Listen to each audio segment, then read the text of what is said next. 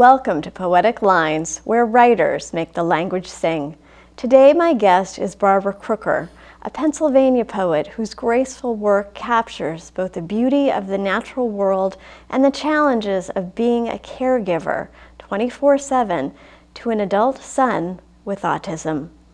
Those two subjects connect, she says, because poetry allows her to be a caregiver for the planet and for the soul.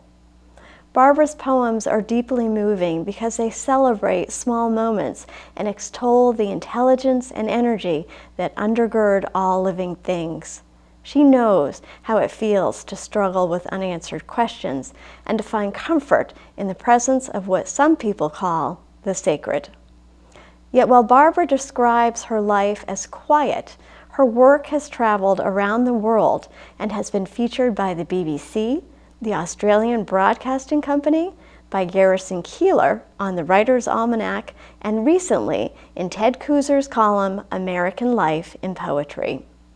Barbara's poems have been published in a variety of periodicals, including the Beloit Poetry Journal, the Denver Quarterly, and the Christian Century, just to name a few.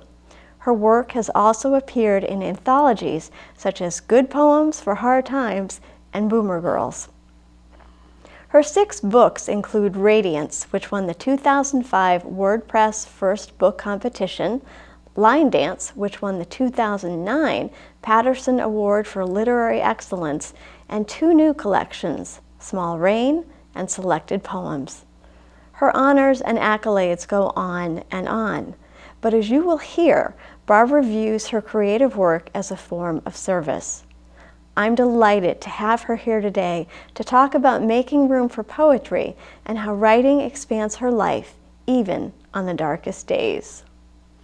Well, thank you so much. That was very kind. Oh, thank you for coming all the way up to tape with us. My pleasure.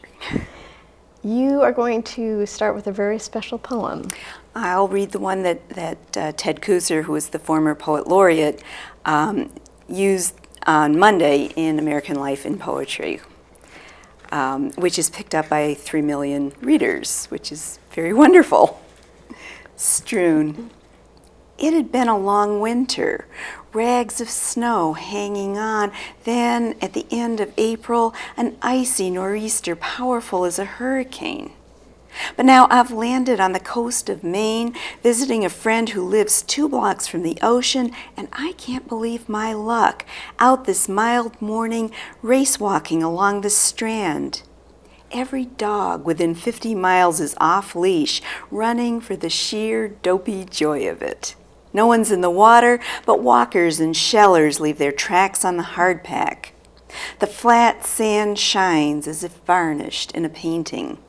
Underfoot, strewn are broken bits and pieces, deep indigo mussels, whorls of whelk, chips of purple and white wampum, hinges of quahog, fragments of sand dollars. Nothing whole, everything broken, washed up here, stranded. The light pours down a rinse of lemon on a cold plate. All of us broken some way or other, all of us dazzling in the brilliant slanting light. I love that poem, especially the last few lines, because you're talking about broken things. And as you say, all of us broken. But by looking at those pieces, you give them new light and you give them new life. And that's what so much of your poetry does. I think that's what most good poetry does. Mm-hmm. When you are working on a poem, are you aware of the broken pieces?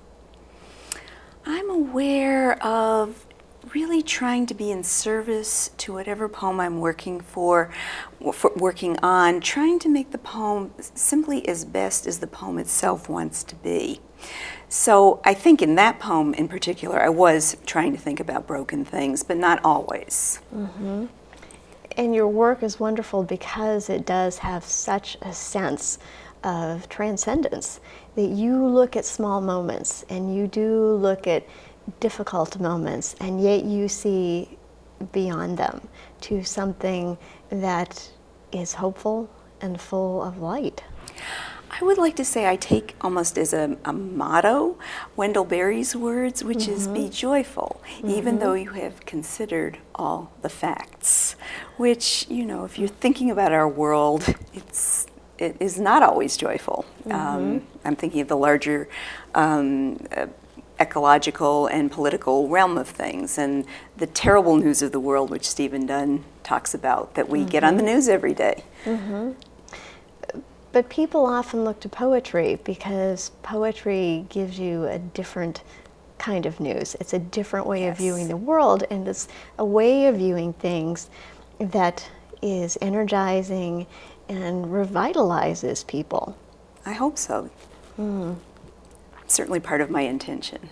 Oh, and you certainly achieve that. Thank you. Every time.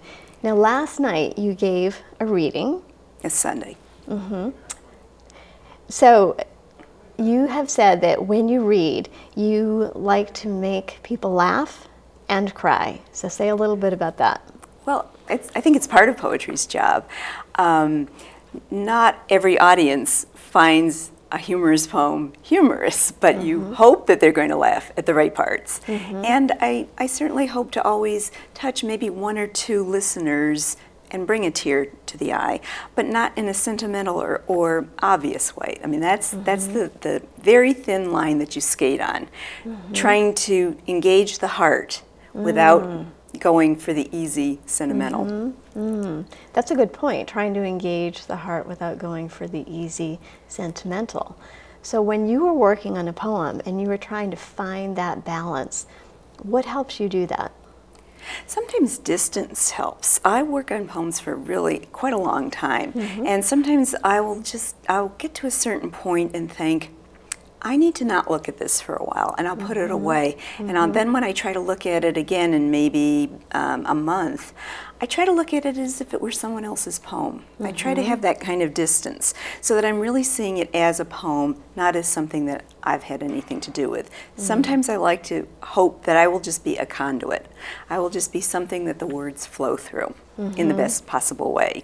Coleridge, best words, best order, always aiming for that. And you know, I think in writing, it's something to aim towards, but maybe you never quite get there. You know, the poem in the head, the ideal poem, is never exactly the poem in the page, but we can get close to it. When you describe your process and the way that you view poetry, it sounds very spiritual. Is writing a spiritual act for you? And if so, what does that mean? Absolutely. I think we are all yearning towards something that's outside of us. We might have different names for it. You know, certainly different religions give the ineffable different names, but I think we're all yearning to find something that's bigger than us. And so if poetry is the ladder that helps me get a little closer towards it and maybe helps a reader get a little closer towards it, I think that's wonderful. I'm trying to write deeply spiritual and deeply religious poems without actually mentioning anything specific, which is a tricky act. Oh, I'm sure. But I would also be willing to bet that people respond very well to the work because of that. Have you heard feedback from people?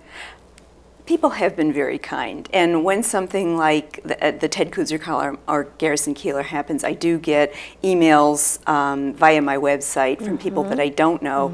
I mean, it's always extremely thrilling to me to have response from a poem or a book sale from someone I'm not directly related to or that's a friend of mine. I still find that that's something I almost can't believe. So that's quite wonderful because I live in a very kind of isolated way. I live in a rural community. I'm home, not an academic. I'm home with my son. I'm not connected with the larger poetry world. So anything like that is extremely thrilling. Well, you have mentioned something that I wanted to bring up, and that is the fact that you have spent many years as a caretaker for your son. And that is difficult work. At times it must be tedious. And yet you keep going. And when you write about your son, you often find these wonderful moments where you give him some dignity, or you show a side of him that other people might not see, but that you as the poet do notice. So I'm wondering if you would read the second poem that you have picked out. You know, and just to take that a little bit further, because my son, he is verbal, he can speak, but he's not conversational, if you can see what the difference is. And so one of my goals when I'm writing about him is to try to give voice to the voiceless. But I'm not ever really completely sure that I have it right, but I'm trying to do that.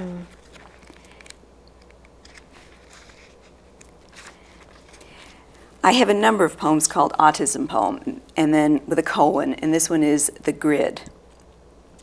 A black and yellow spider hangs motionless in its web, and my son, who is 11 and doesn't talk, sits on a patch of grass by the perennial border, watching.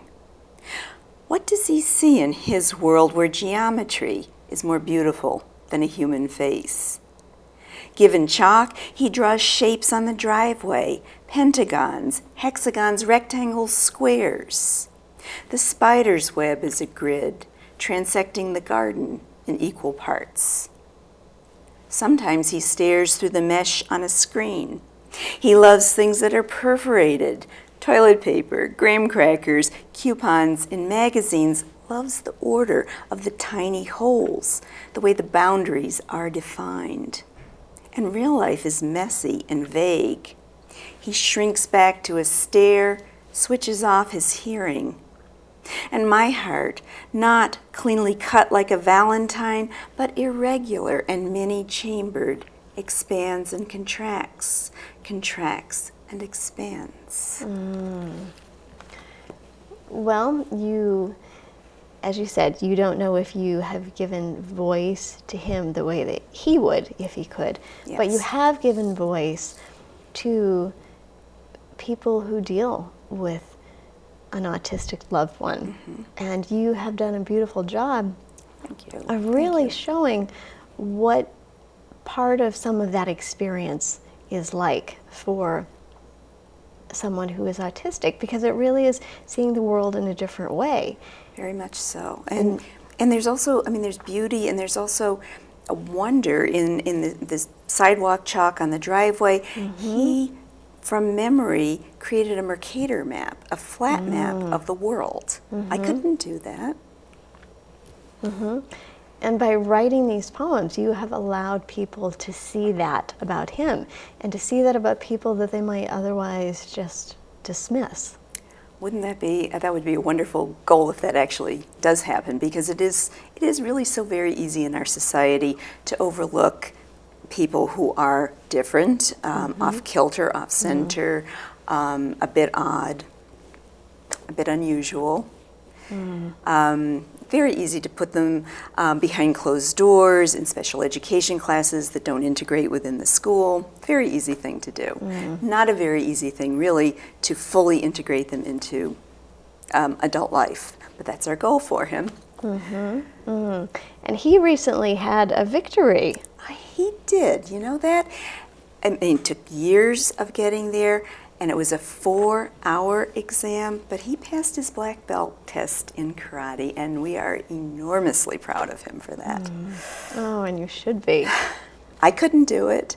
50 push-ups to start out with, 4 board breaks. I couldn't do it.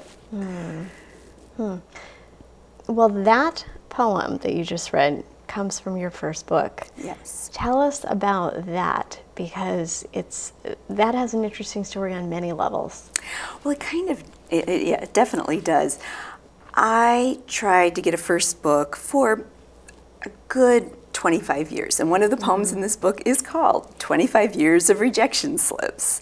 And it was a constant sending to contests, querying publishers, getting it back, sending it out again. Now, again, this connection to special education, we would call that perseverative, repetitive behavior, and we would try to extinguish it. But in writing, that's what you do. You just have to keep there's nothing else to do but keep sending things out again, sending things out again. Honestly, I thought this book would probably be posthumous. You're really, in many ways, talking about persistence and the fact persistence, that, yes. that you have to be persistent, both with your son, because all of the little moments along the way where you might not have seen much progress led to that wonderful moment. Yeah. And all of the moments that you were working on poems and sending poems out and continuing to do the difficult work led to a first book and then to other opportunities. I would not have imagined that I'd be sitting here saying, you know, I've got 6 books and a selected. I mean, that just was not really even in my radar. But yeah, I mean, it really is persistence in the face of indifference, because that's how the writing world kind of seems. You know, there's so many writers right now, thousands of writers, very few journals, and so, you know, it really seems sometimes like there was an Archie and Mehitable dropping rose petals in the Grand Canyon, sending poems out. Seems like that same kind of thing, and yet we do it, and yet we keep doing it. So for people who might not understand the writing life, why do we keep doing it? What's the joy or the challenge? What a good question. Why do we keep doing it? There are days I ask myself that and wonder. But on the other hand, why are we writing? Are we writing just to write to ourselves? Because I don't think so. I'm always imagining a reader out there, an ideal reader, and some other people have wonderful poems imagining their ideal reader. I imagine my ideal reader is my former next-door neighbor, Joan, who did not go to college, but who is a wide reader and a perceptive reader. And I want these to be poems that Joan can read with a cup of coffee and say, oh, Barbara's written about something that I feel also. Rather than a poem that Joan might pick up and read and say, huh, I didn't understand this. I don't really get what she's talking about. This is, you know, so esoteric or so surrealistic and strange that I don't get any meaning out of it. I am writing to have a dialogue with an unknown audience and a known audience as well. Did Joan ever read some of your poems? Oh, Joan has read all of my poems, all of my books, and Joan has hosted readings at her house, and Joan is one of my biggest fans.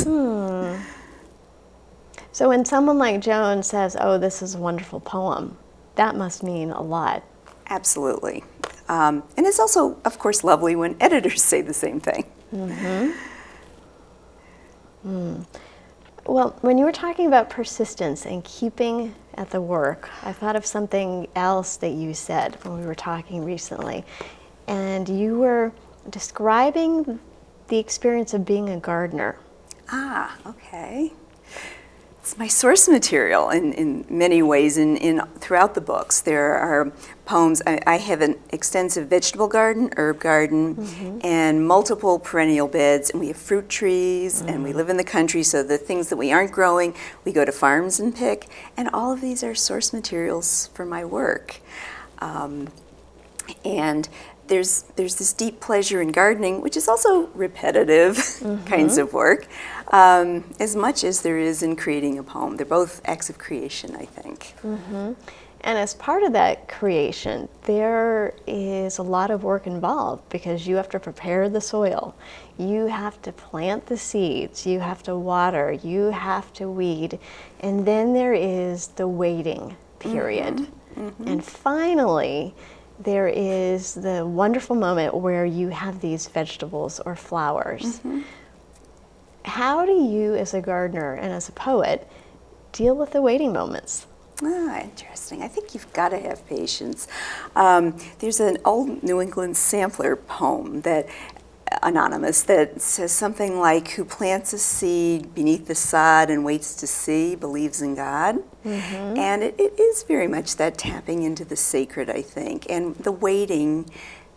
You know, we're in an impatient world, aren't we? We think we get everything instantly, but we don't. And it really is the same mysterious thing, I think, with a poem.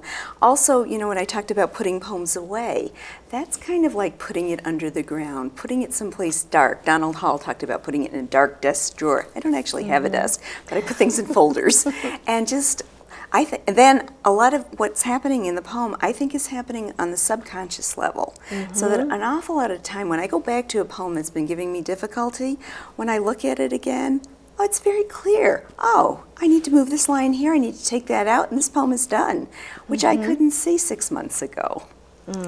So there's a lot that's mysterious. Remember the Shakespeare in Love movie, It's a Mystery? I'm happy to let a lot of things be mysterious. And just be, you know, when you pull something out of the ground and wow, it's a radish, or when I feel like this poem is done, it's a poem.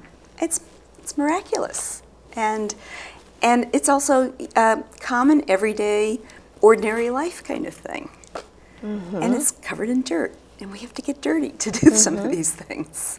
Yes, as you said, you do have to get your hands dirty. Yeah. And you can't complete the task, you can't succeed as a gardener without that. Absolutely. And there's also a parallel to editing. I mean, you plant a row of mixed lettuce. You've got to go in there and you've got to pull out the little baby lettuces, and you can see what they would become. But if you leave them in there, it's all crowded and you're not going to really get very much. And it's been attributed to Seamus Heaney. Sometimes you have to kill the little darlings, and sometimes you have to thin those rows and pull those little baby lettuce plants out, but sometimes you have to remove lines. And I always tell writing students, I tend to save cut lines. If I've cut a line out because it's not working in a poem, but I still like it, or I like the image, I will save it. And sometimes I'm able to use that to jumpstart a new poem. And sometimes I get down to the final editing, and guess what I've cut out? That line again. But it's still there. I might use it someday. You never know. Now, what about planting seeds? How does the seed of a poem begin for you? Ooh, okay. Well, often in a visual image. I think I am a very visual writer.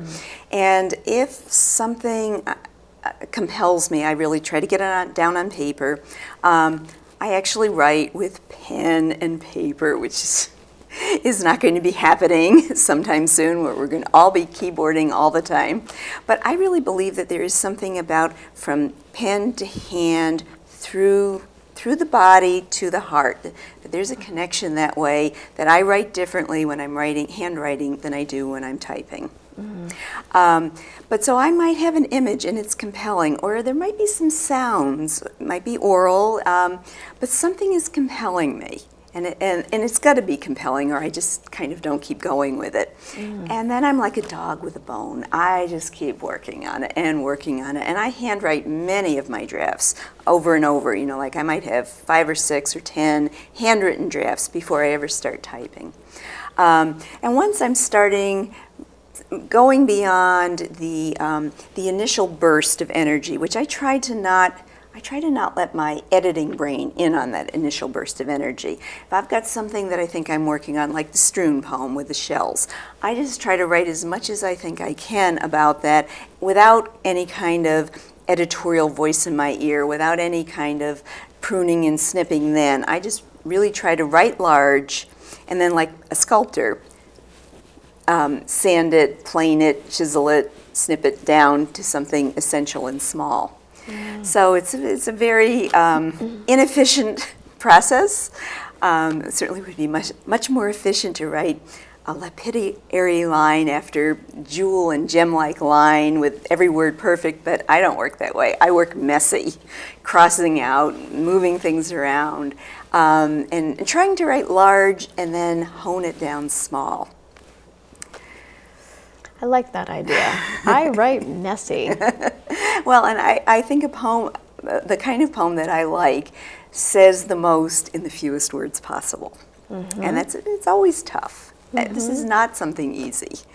This is not first draft material, you know, this is 50 draft material, and it doesn't get easier, I don't feel, as I'm moving on in my writing life, because I'll start something and I'll say, you've already written that one. You know, you've already used that image.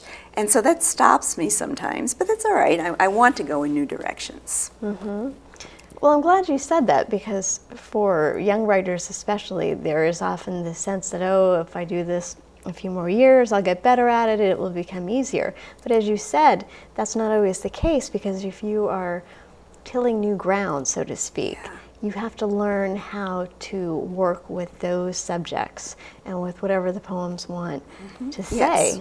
What the poem wants to become. Very difficult thing to hear the poem talking when your own ego wants to talk. Exactly. Yes. Yes. Now, we have just a few seconds left, so there was something that I wanted to ask you about before you read your last poem. And one comment that I loved of yours is that there is spirituality in your work. And you said this: why people come to poetry, they are looking for transcendence. I think we're all yearning for this, even if we say we aren't. Something beyond ourselves, something beyond this world, something other, and we're seeking towards it. And some of us in more overt ways, some of us in quieter ways. But I think that's what we are seeking, and I think that's part of poetry's job. I mean, it's what we come to when there are weddings, when there are births, when there are deaths, when there are major things and cataclysmic things in the world, like September 11th or the bombings here in Boston. We're looking for unanswerable questions, but we're searching towards it. That's a perfect segue into your last poem. My last poem, where I imagine perhaps that the Holy Ghost might be something very ordinary. Sanctus. A goldfinch, bright as a grace note, has landed on a branch across the creek that mutters and murmurs to itself as it rushes on, always in a hurry. The eole of a wood thrush echoes from deep in the forest, someplace green. In paintings, the Holy Ghost usually takes the form of a stylized dove, its whiteness a blaze of purity. But what if it's really a mourning dove, ordinary as daylight in its old coat, nothing you'd ever notice? When he rises from the creek and the light flares behind, his tail is edged in white scallops, shining. And when he opens his beak, isn't he calling your name? Sweet and low, you, you, you.